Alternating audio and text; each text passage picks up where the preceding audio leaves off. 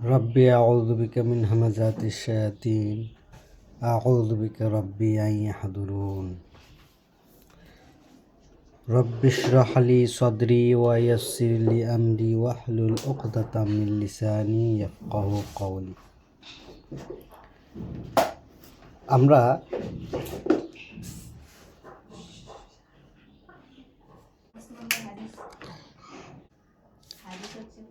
আমরা কয়েকটি আয়াত পড়ব।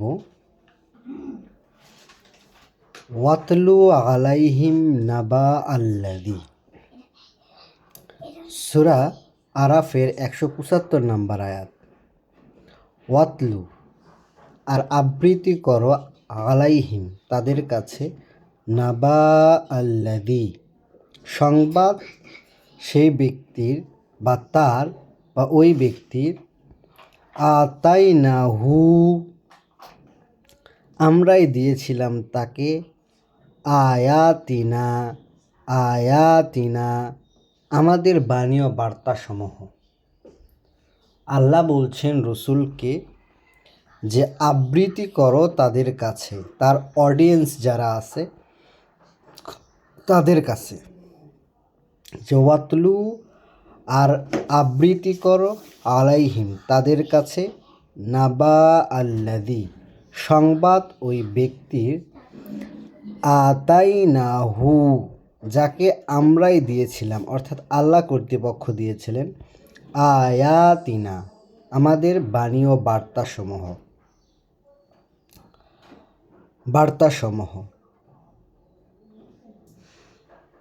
ফানসালাখা অতঃপর সে পিছলে গেল, মিনহা তার থেকে। আল্লাহ তাকে বাণী ও বার্তা দিয়েছিলেন, বুঝতে দিয়েছিলেন, তারপর সে কী করলো, ফানসালাখা তা থেকে বিস্মৃতি হলো বা পিছলে গেল, মিনহা তার থেকে। ফাত্তাবাআহু অতঃপর অনুসরণ করলো তাকে আশ-শায়তান শয়তান। যখনই সে পিছলে গেল আল্লাহর বাণী ও বার্তা থেকে তখনই তার তাবাআহু অতঃপর অনুসরণ করলো তাকে আশ-শায়তান। যখনই সে পিছলে গেল তখনই শয়তান তাকে ধরে ফেললো বা তার পিছে লাগলো। ফাকানা মিনাল গাওয়িন অতঃপর সে হলো বিপথগামীদের অন্তর্ভুক্ত। অতঃপর সে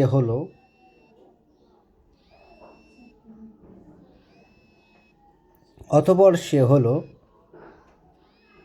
চেনা পথ ভুল করাদের মধ্যে একজন। আচ্ছা, তাহলে কি হলো, যে আল্লাহ বলছেন যে তার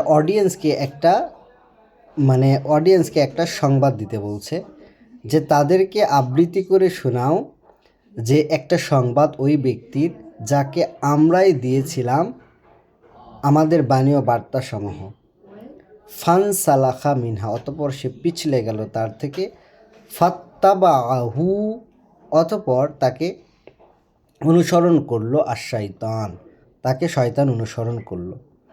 ফাকানা মিনাল গাওয়িন অতঃপর সে হলো চেনা পথ ভুল করাদের মধ্যে অন্তর্ভুক্ত। গাওয়া শব্দের অর্থ চেনা পথ ভুল করা। ধরেন আপনি একটা পথ বারবার আসা যাওয়া করে চিনে ফেলেছেন, কিন্তু কোনো একটা সময় যদি অন্ধকারে ওই পথটাকে আপনি চিনতে না পারেন তাহলে তাকে গাওয়া বলা যায়। চেনা পথ ভুল করাদের মধ্যে অন্তর্ভুক্ত। অলাউশি'না যদি আমরা চাইতাম, লা রাফা'নাহু অবশ্যই সুউচ্চ করতাম তাকে, অবশ্যই উন্নীত করতাম তাকে, বিহা ওইটি দিয়ে, কি দিয়ে, ওই আয়াত দিয়ে, আল্লাহর বাণী ও বার্তা দিয়ে। অলাকিন্না কার্যত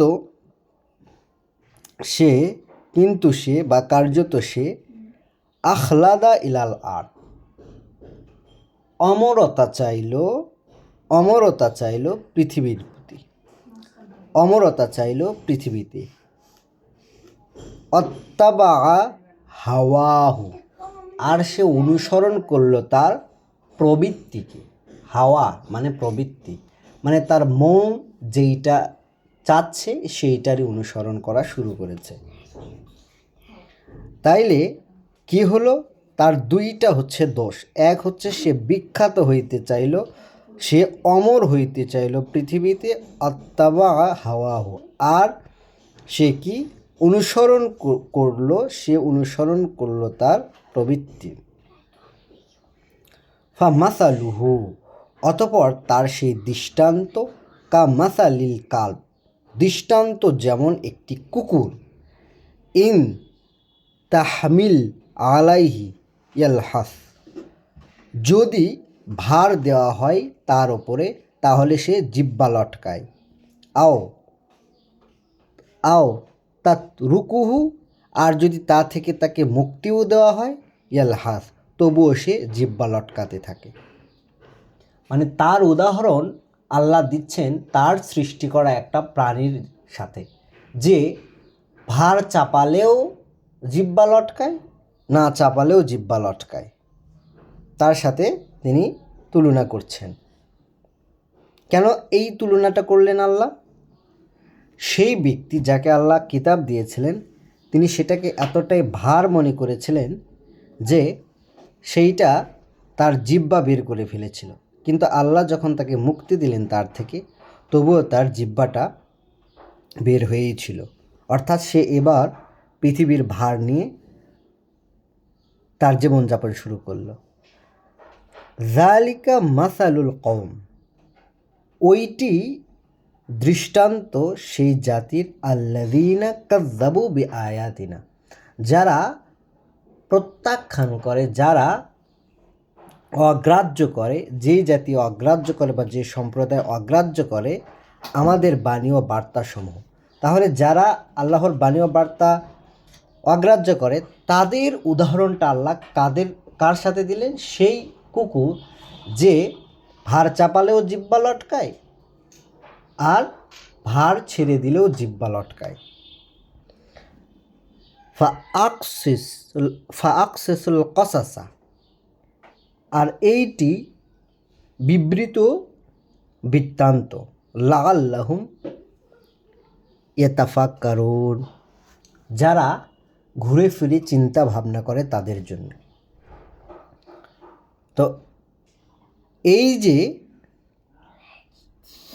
আয়াত দুটো, এই আয়াত দুটো আল্লাহ কি বললেন? এই আয়াত দুটো সেই মানুষদের ক্ষেত্রেই বলা, সেই মানুষদের জন্য যারা আমাদের মতো বা আমরা যারা কিছুটা কিতাব অধ্যয়ন করি, কিছুটা কিতাব আবৃত্তি করি, কিছুটা অনুশীলন করি। তো আপনারা সাবধান হবেন, কারণ কিতাব এমন একটা জিনিস, সেখানে গিয়ে আপনি যেইটা প্রয়োগ করতে চাইবেন সেইটাই হবে। আপনি আপনার মনের যে ইচ্ছাটা পূরণ করতে চাইবেন কিতাব দিয়ে, সেইটাই হবে। সুতরাং বুঝের ব্যাপারে আমরা যেন আল্লাহর বুঝ ছাড়া নিজের বুঝকে এখানে অ্যাপ্লাই না করি, তাহলে আমাদের দৃষ্টান্ত হবে সেই কুকুরের মতো, কামাসালিল কাল্ব। কি হবে? ইন তাহমিলু আলাইহি ইয়ালহাস আও তারাক তাতরুকুহু ইয়ালহাস, তাহলে একই অবস্থা হবে। তো আমরা যারা কিছুটা অধ্যয়ন করি আমরা যেন সতর্ক হই। সবাইকে সালামুন আলাইকুম।